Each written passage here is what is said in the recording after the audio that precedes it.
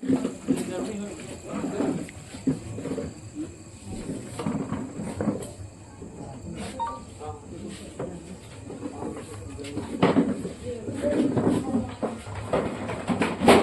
का सनातन धर्म विश्व का मूल धर्म माना गया है।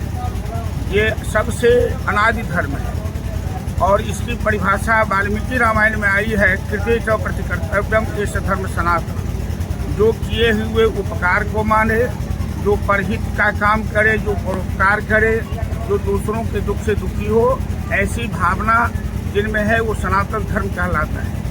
धर्म के बिना न धरती रह सकती है, न मानव का जीवन रह सकता है, न राष्ट्र रह सकता है।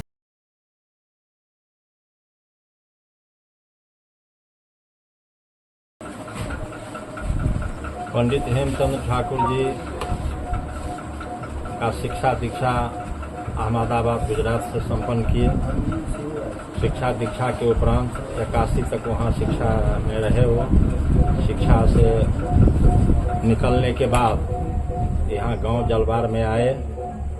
जलवार गांव में आने के बाद 81 से लेकर के अभी तक वर्तमान समय तक मृत्यु होने तक उन्होंने गांव के विकास, गांव के धर्म के प्रचार के लिए अपना संपूर्ण जीवन व्यतीत किए निस्वार्थ भाव से। लोग भले ही जो कुछ भी सोचे, लेकिन ये निस्वार्थ भाव से समाज सेवा किए।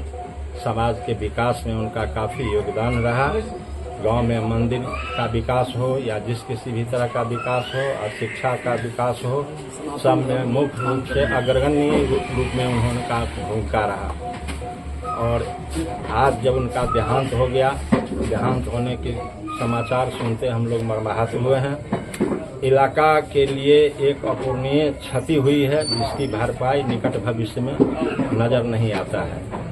ये गांव के ही नहीं बल्कि इलाका के लिए, धर्म के प्रचार के लिए, शिक्षा के लिए, समाज के उत्थान के लिए उनका मुख्य उद्देश्य था और वो हमेशा इसमें प्रयासरत रहते थे।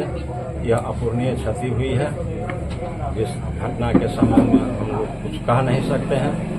और जहाँ कहीं भी उनकी आत्मा हो, शांति मिले, यही मैं भगवती से प्रार्थना करता हूँ। जो पुनः इस व्यक्ति का पदार्पण होना समाज में जरूरी है, लेकिन निकट भविष्य में यह संभव नहीं देखा जा रहा है।